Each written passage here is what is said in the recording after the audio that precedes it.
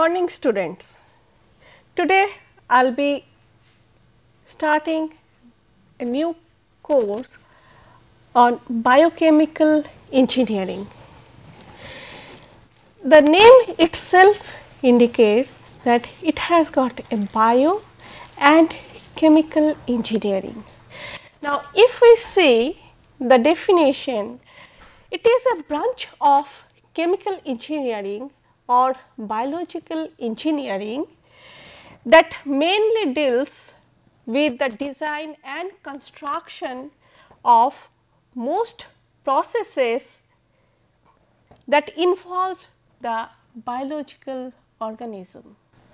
Now, this is the course which will be jointly taken by Professor Shoikat Chakraborty from Chemical Engineering Department and me, Professor Rintu Banerjee from Agricultural and Food Engineering Department. At the outset, let me tell you the course content of this particular subject. Now, if we say the subject biochemical engineering, we can find that this subject includes basics of biology, overview of biotechnology, diversity in microbial cells, cell constituent chemicals for life. It also has the kinetics of enzyme catalysis, immobilized enzymes, major metabolic pathways that mainly includes the bioenergetics and different biosynthetic pathways, microbial growth kinetics, design, analysis and stability of bioreactors, kinetics of receptor ligand binding, receptor mediated endocytosis, regulation of gene expression and different biological product synthesis in the living cell and the strategy for their separation. So, we will also learn the recovery and bioseparation of the biological products. So, this is the total course content of this particular course. Now, as I have already defined you this biochemical engineering, it has got distinctly two parts, that is the biological portion and the chemical engineering. Now, if we see the total syllabus or if we define this particular subject as it is a fusion of biology and chemical engineering, where the principles and techniques of chemical engineering are applied to enhance the product formation from the biological system or the living system. In this particular course, I will be mainly concentrating towards the biology part. Now, as biochemical engineering, the biology is the integral part. I will be mainly covering the fundamentals of biology and biotechnology. Now, here this particular knowledge, this topic will include the fundamental knowledge of biology and then what is the difference between biology and biotechnology. I will try to emphasize upon this particular thing. Then we will gradually proceed to the microbial world.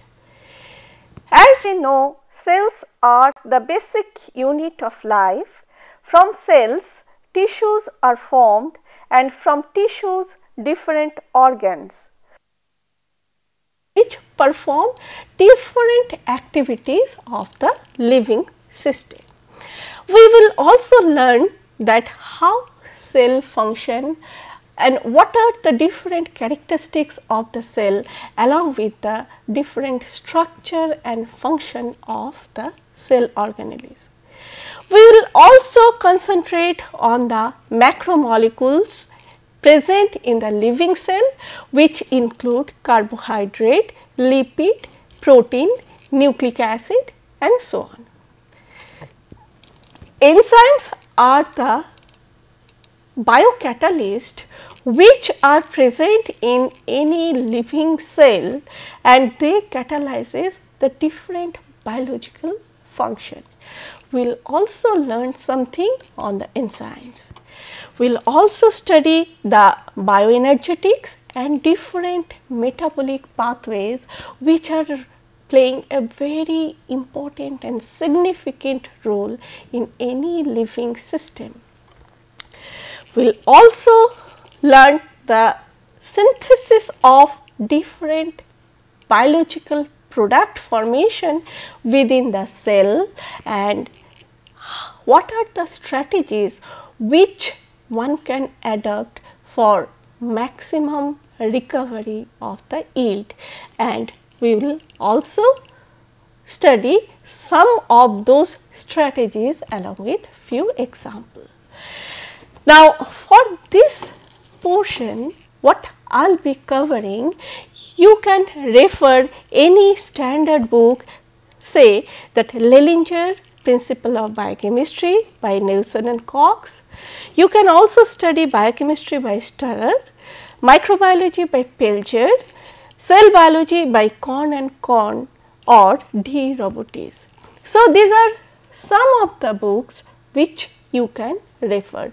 Any standard book can also be referred for these topics which I will be covering. Now, to start with, I have told you that I will be giving you the fundamentals of biology and biotechnology. Some idea. To start with, let us start with the biology. Biology is a Greek word which means bios is life and logos means study. So, biology can be defined as that branch of science which deals with the study of the living things. So, if we see, obviously the terminology which is coming to this picture is the living thing. So, how one can differentiate the living system from the non-living system? There are certain characteristics which are present in the living system and are not present in the non-living, such as locomotion, growth, respiration, reproduction, metabolism and so on. So, these are the some activities which are performed by the living system or living cell. Now, the other features of the living system are they have the high degree of chemical complexity and they are microscopic organization. A living system can extract, transform and can use energy from the environment. It has got the capacity for precise self replication and self assembly. Mechanism for sensing and responding to the alteration to their surroundings is also one of the characteristics of life. Defined functions for each of their component and regulated interactions among them are also the activities of living system. If we see the life system, evolution is one of such phenomena which is very common in the life system. Now, if we differentiate the living and non-living, as I have already mentioned, by having some of the characteristics which I have already mentioned, we can easily differentiate the non-living from the living system. Virus is one of such particle which is controversial in nature. Now, if we see the viruses, we can find that this virus behaves as a non-living particle as long as it is outside of the living cell. As soon as it comes in contact with the living host cell, it performs certain activities through which the scientists, they are compelled to think that yes, virus is a living organism. But it is true that virus is a obligate intracellular parasite. For its normal behavior, it needs host cell. So, if we see the living system, then cell is a basic unit of the living system. If we classify the cells, it can be broadly classified into two major groups. One is called the prokaryotic cell, another is the eukaryotic cell. Prokaryotic cells are the primitive, or it does not have the well defined nucleus which is covered by the nuclear membrane. That means pro means the primitive, karyon means nucleus. That means it has got the nucleus which is very primitive in nature, whereas in case of eukaryotes we can find that it has a well defined nucleus along with a nucleus membrane, and this is called the true nucleus. U means true, karyon means nucleus. So, this way we can differentiate prokaryotes and eukaryotes. Now, as I have already mentioned you that the evolution is one of the indication of life system. So, when all the microorganisms were studied, it has been classified into different kingdom. Whittaker 5 kingdom classification is one of the most popular classification of the living organism, where it starts from Monera, which is the prokaryotic unicellular cells. Mainly it perform its normal activity, nutrition and other activities through absorption, or it can photosynthesize. It is either motile or non-motile, and mostly the reproduction is through asexual means. Little bit developed species are called protists. Protists are the eukaryotic, unicellular or multicellular organism. It either take its food or nutrition through absorption, or it can ingest, or it can photosynthesize. If any such pigmentation is there, its main reproduction is either through sexual means or by asexual means. If we further classify this protist, depending upon its development, this protist can be once again classified into fungi, plant and animal. If we see the fungal classification, we can find that it is eukaryotic multicellular organism. It can absorb, it is non-motile, and mostly it performs its activity through sexual means. In case of plant, it is also eukaryotic multicellular, but in plant one particular organelle is present called chloroplast, and for which it can perform, it can synthesize its own food through photosynthesis phenomena. It is mainly non-motile and reproduction is sexual means. Then coming to this animal world, we can divide, it is the eukaryotic multicellular organism. It mainly ingests the food and it is motile in nature, and reproduction is through sexual means.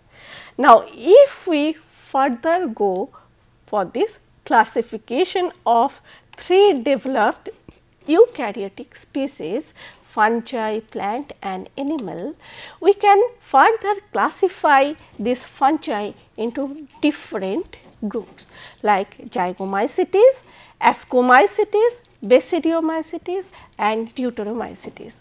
So, depending upon its development, these fungi are further categorized into different groups. The next is the plant kingdom.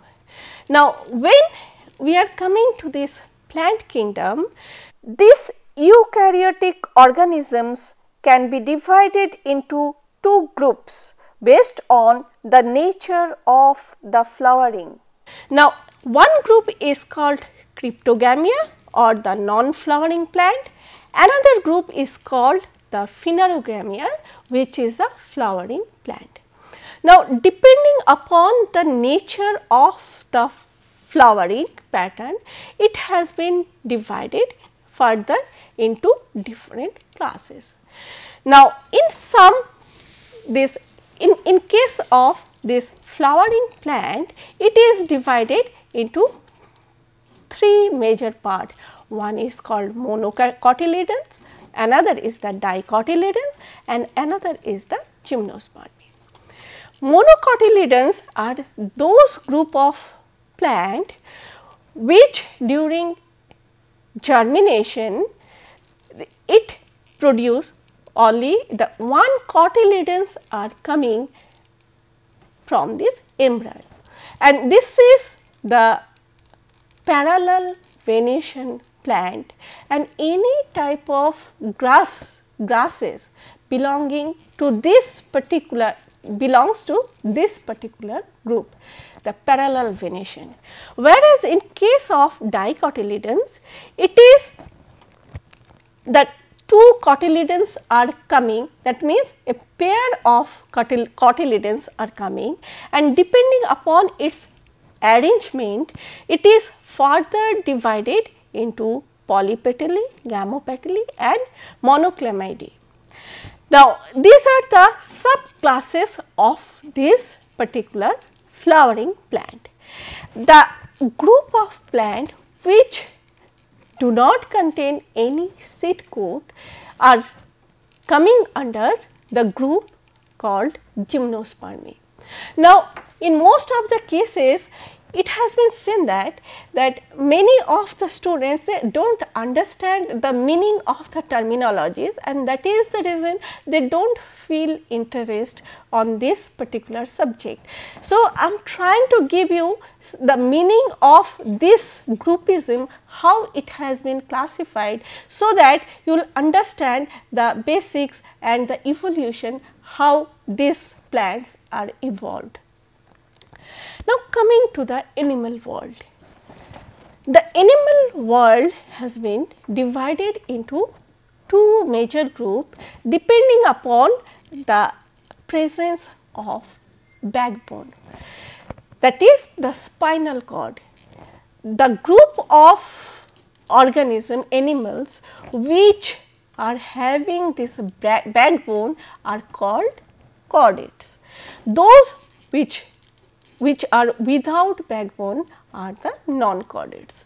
So, if we further classify this animal world, the non-chordates can be further divided into several phylum like Protozoa, Porifera, Coelenterata, Ctenospora, Platyhelminthes, Asclehelminthes Annelida, Arthropoda, molluscus and Echinodermata.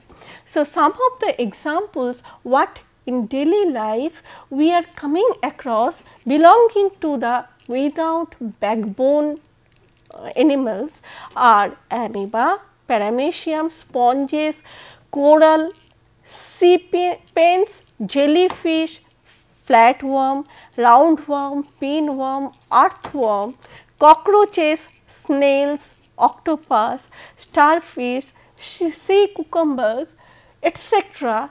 Those group of creature which do not possess the backbone. If we further classify the chordates, the organism which are having the backbone, it can be further classified into different phyla. Fishes or the fish are one of such group which are having backbone, and it has got the fins for swimming. It has got streamlined body and gills are present in this type of creature. Now, if we see a little developed animals which is called the amphibians. Amphibians can be there in either it can survive in water or in land, and it possesses the lungs, and it has also got heart which is 3-chambered. Reptiles are those group of creature which are also having 3-chambered hearts. Their limbs are not highly modified, and coming to the little more evolved species belongs to this phylum apes. They have this apes means it is birds. They have the bones which are hollow in nature. It possesses feather, it can fly, and they have the 4-chambered heart. Then the most developed species in this world are the mammals. The mammals are the most evolved. They have the mammary gland, their leaves are highly modified, and they have the most developed brain, and that is the reason why the mammals, the Homo sapiens, are considered to be the most developed species in this world, in this universe. Now, once again the entire animal kingdom can be divided into 2 major groups depending upon its nature, its certain character.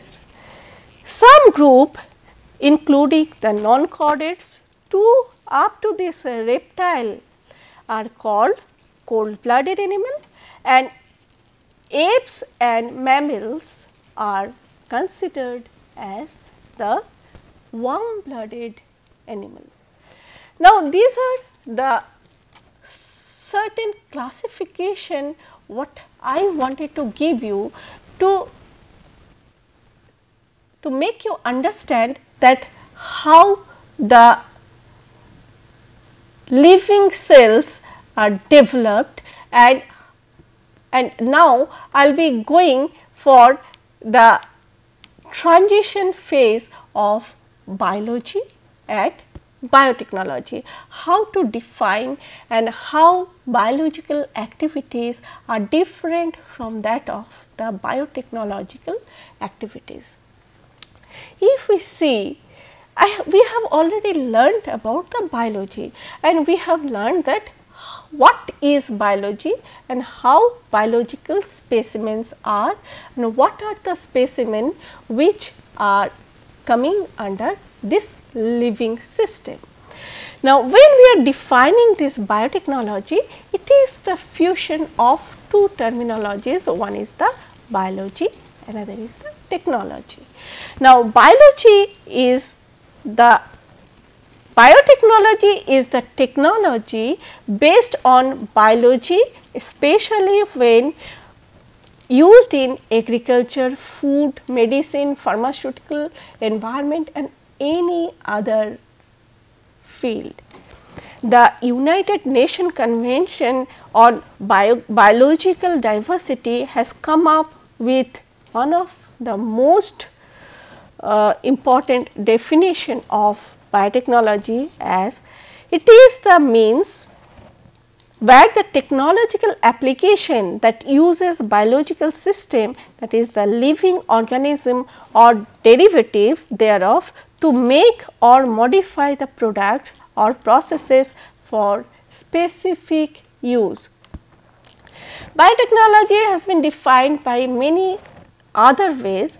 One of such definition is that it is the application of scientific and engineering principles to the processing of materials by biological agent to provide goods and services. It is the science of the future that will attract interest of many people and will bring about a big revolution in the lives of people and will show human how to live even comfortable life with lesser stress. So, these are the definition of biotechnology. Now, if we see the biotechnological activities, we can find that most often these fields are overlapping to each other. Now, any of the activities, say for example, environment, food, pharmaceuticals, industrial or agricultural biotechnology, if we see that, we will find that none of these disciplines are independent. They have certain connection with each other, for which we can tell that these fields are highly interdisciplinary in nature. Say for example, plant biotechnology. This plant biotechnology has got direct connection with agriculture, it has got direct connection with food, pharmaceuticals. Similarly, animal biotechnology has got direct relation with agriculture, it has got direct relation with food, pharmaceutical, microbes, plant. Microbial biotechnology has got the connection with agriculture, food, pharmaceuticals, and if we see, we can find that each of the disciplines are overlapping to each other. So, in other words, what we can tell is that biotechnology is an interdisciplinary science where we are mostly concerned with the applied aspect, that is with the living cell engineering studies are to be carried out. Thus, biology and biotechnology are interrelated with each other, but at the same time they are different. Now, how they are different? Suppose a person is working with some living system which has got immense application in future, in prolonged after development, it may have got immense application. That particular work will not come under the activities of biotechnology, rather it will be a bioscience work. Similarly, when a product or process is in the transition phase from laboratory to pilot scale to commercial scale, when any such engineering aspect or scaling up studies are carried out for any product formation or improvement of yield or improvement of productivity, then only we can consider that type of activities as biotechnological activities. So, we cannot avoid the scientific development or bioscience activities from the biotechnological work.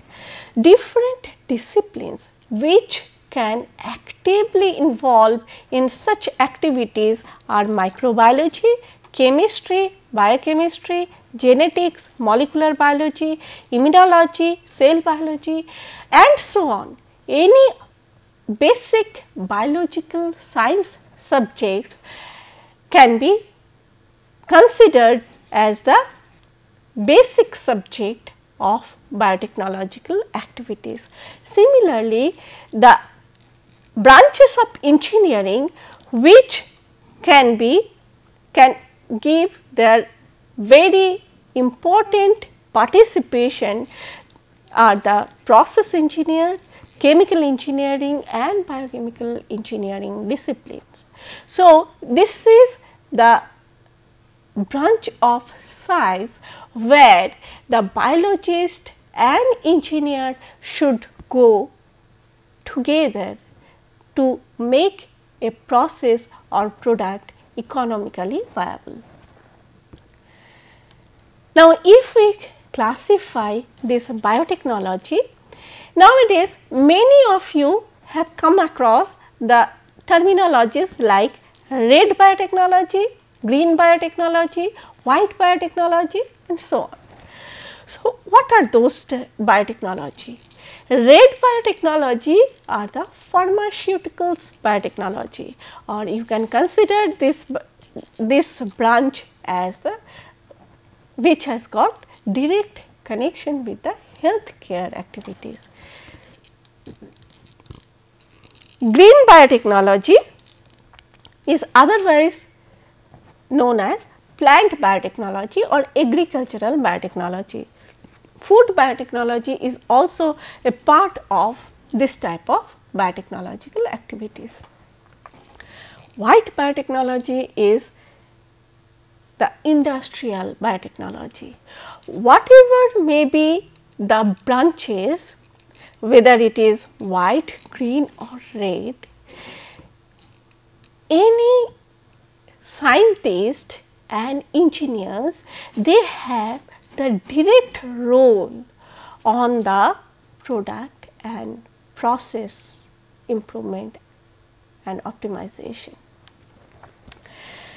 Thus, in a nutshell, we can tell that whatever may be the living system, irrespective of the sources, whether it is the animal source, whether it is the microbial source, that microbial sources may be also the bacterial source or the fungal source, it can be the plant source, whatever may be the product formation, if we are going for the biotechnological activities, may be depending upon the nature of the living system, we will have to study the product formation in a different way, and it can have direct application in the food sector, pharmaceutical, environment and agriculture.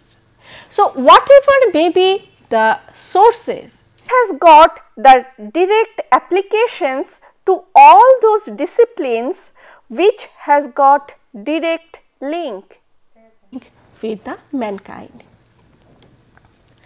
Now, let us come one by one and I will give you some example to make you understand that what is biotechnology, how a scientist can contribute and what is the role of any engineer like you to take part in this process product formation. Now, of the examples this plant biotechnology, the insect protected plants, herbicide tolerant plant, disease resistant plant, improved food and crop quality. Let me come one by one to each of these. Now, when we are talking about this insect protected plant, what we are doing? We are introducing a specific gene into the genetic makeup of a plant, and that plant are able to continuously produce the protein to protect them from the harmful insect bite. Say for example, Bt toxin. Now, Bt toxin is one of the toxin which is produced by the Bacillus thuringiensis. It is a bacterial toxin protein. If we insert that gene to any plant system, that plant will be continuously producing that particular protein, and when any insect will come and attack that plant, because of the presence of that toxin inside the plant, that pest will die. So, this inbuilt protection offers the farmer an alternative to the use of chemical pesticide.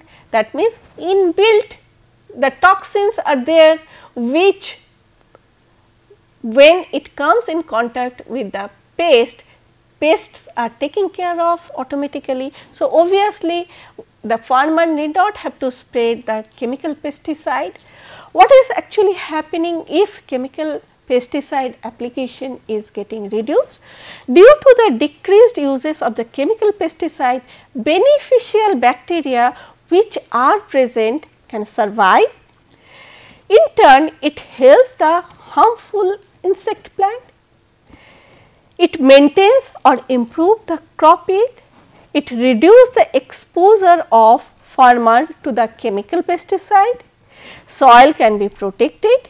Less exposure of good groundwater and chemical insecticide is also there, and lower level of fungal toxin spread by the insect damage. So, this is one of such example. If we see the another example, that is the herbicide tolerant plant. Now, when we are talking about this herbicide tolerant plant, the farmers, they fight against weeds by tilling using herbicide or through a combination of these methods. Tilling exposes the valuable topsoil to wind and water erosion and has serious long term consequences for the environment. Environmentally conscious farmers try to reduce the tilling and limit the use of chemical herbicides. What can be done? If the introduction of gene to the plant that conferred the tolerance to a specific herbicide can be done, a farmer can apply this herbicide in judicious amount to control the weeds without destroying the crop. This technology allows the grower to apply herbicide only when the presence of weeds are required. A practice which is generally there is called the integrated pest management. It may also result in the increased use of environmentally favorable herbicide and reduce the use of tilling. Another approach is the disease resistant plant. Plant diseases like which include the fungal and viral diseases can devastate both the yield as well as the crop quality. To minimize the economic loss resulting from the plant diseases, farmers often plant more than what they are expected to harvest. This increases in both the ways, the cost, the fuel cost, water, fertilizer and everything is getting increased. In addition, farmers uses chemical insecticide to destroy pests such as aphids which carry the viral diseases. Now, by introducing a small part of DNA from the virus into the genetic makeup of the plant, the scientists are developing the crop that have inbuilt immunity to such type of viral diseases. This allows reduced dependence on chemical input and improves both the productivity and crop quality. So, these are some of the techniques. Now, what are the improved food which is already available with us?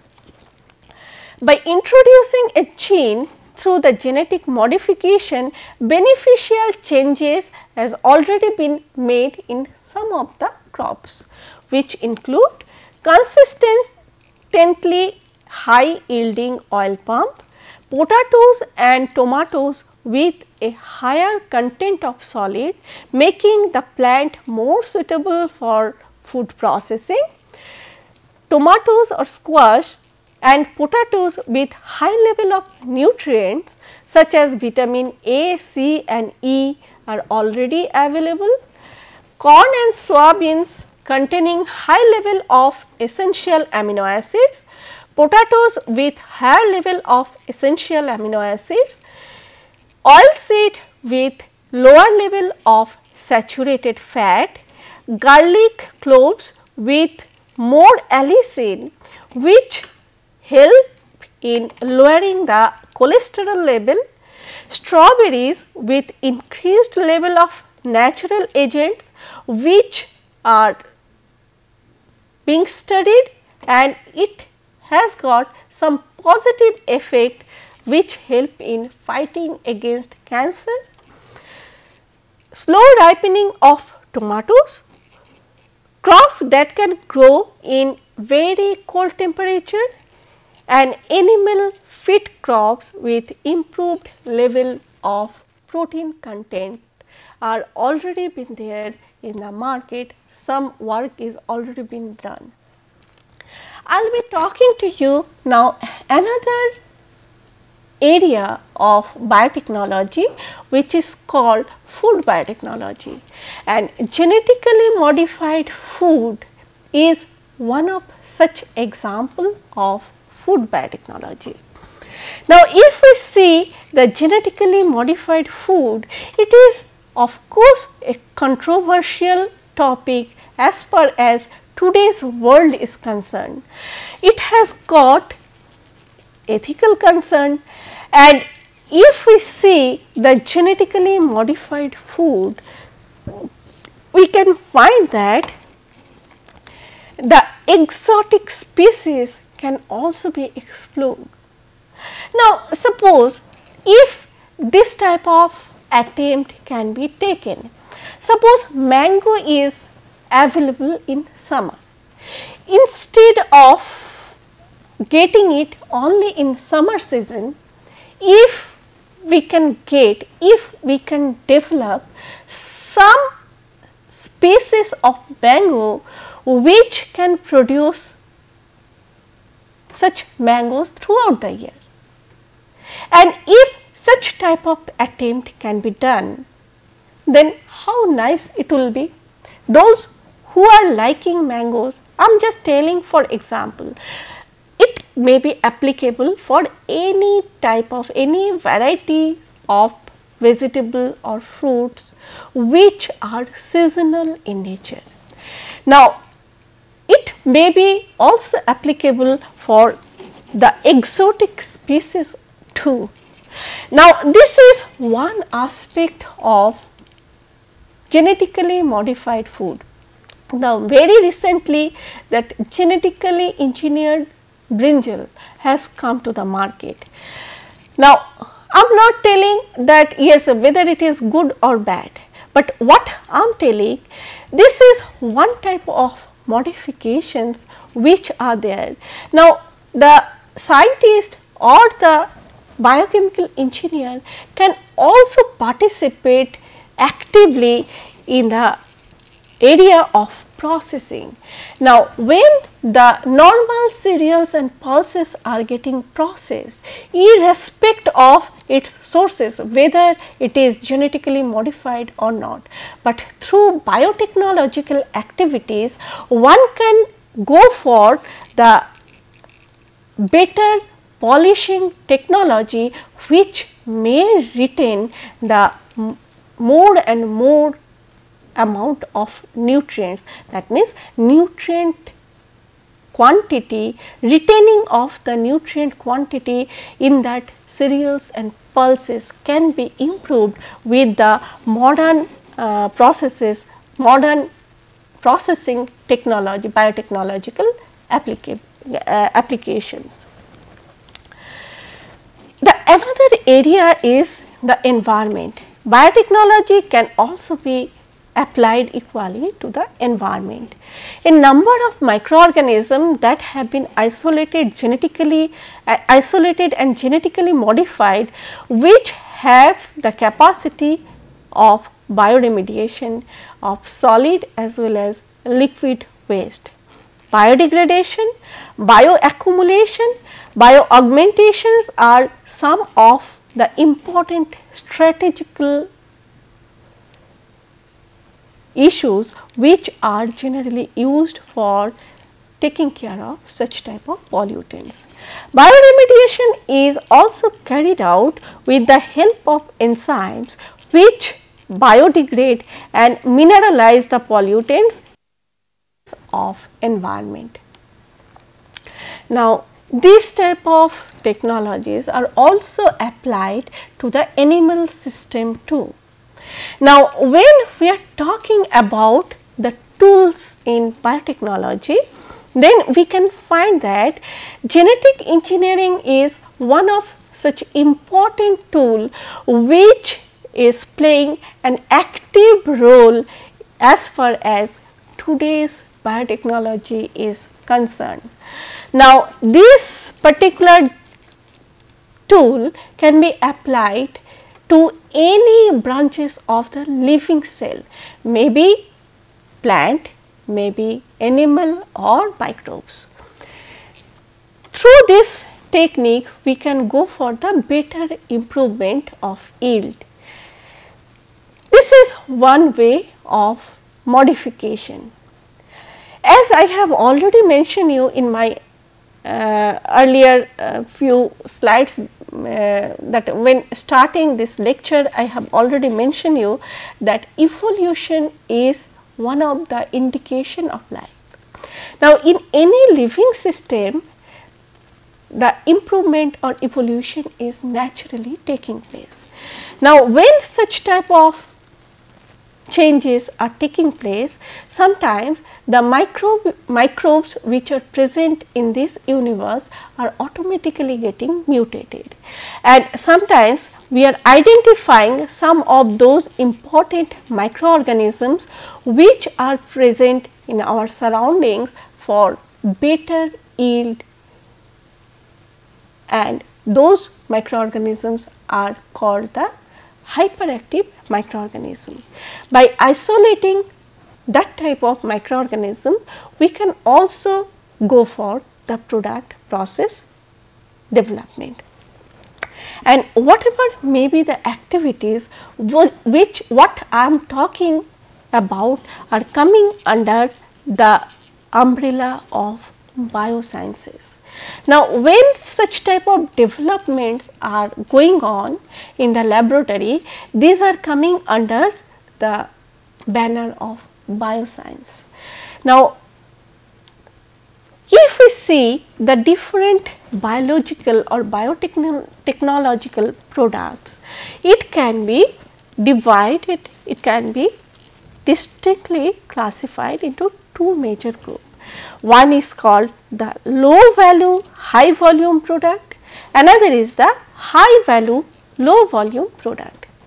Now, here the low value high volume is here the volume of this particular product what we are manufacturing is in huge quantity. Let us take one example, that ethanol from lignocellulosics. It is the second generation biofuel. It has got huge demand as far as today's world is concerned. Now, what we will be doing with this ethanol? We will be using this ethanol as the petroleum substitute. And when we are talking about this ethanol, then we are handling the raw material which are lignocellulosics in nature, and these lignocellulosics, what we are getting is a huge amount of lignocellulosics, and from here the ethanol which we are getting, it is also high volume, huge quantity of ethanol we are producing, but its value is not that high. If we see another system which is the high value and low volume. Now, in this system what we have seen that it is the very costly product and its volume is in a very small quantity. That means, this product is produced in the living cell in a minute quantity, but its value is very high. Say for example, Taxol. Taxol is a secondary metabolite which is produced in a very low quantity, and it is in the tune of microgram level, and it is present in the plant cell. And if we want to go for the production of such type of product, obviously our attempt will be of one type. Then what we are handling, we are adopting the process for handling a huge quantity of biomass. So, this is the reason why this type of information are very essential for all of you, for those who are studying engineering. For them, these informations, why these biological information, the information of cell and its constituent is so much important. If you know the behavior of the cell, characteristics of the cell, it will be very easy for you to design a reactor. Now, say for example, if we are taking a plant cell, if we are taking any microbial cell, if we are taking any animal cell, obviously the reactor design will not be same. As plant cell has got cell wall, microbial cell also has cell wall, but animal cell, they do not have any cell wall, they have the cell membrane. Obviously, the reactor what we will be using for microbial culture will not be the same for the plant cell culture, will not be the same for animal cell. So, this type of information, then another information which is very important is that what type of product we are producing, is it intracellular or extracellular. So, such type of informations are very important, and through this particular this information, the biological information what I will be giving, I think you can enrich yourself to understand the living system, the living cell and its behavior. So, with this concluding my today's lecture. In the next class, I will be talking to you about a tiny particle which cannot be seen without microscope in our naked eye. So, that type of organisms coming to a particular group of it is a part of the prokaryotic organism, and I will be talking to you about that type of micro creature in my next class. Thank you very much.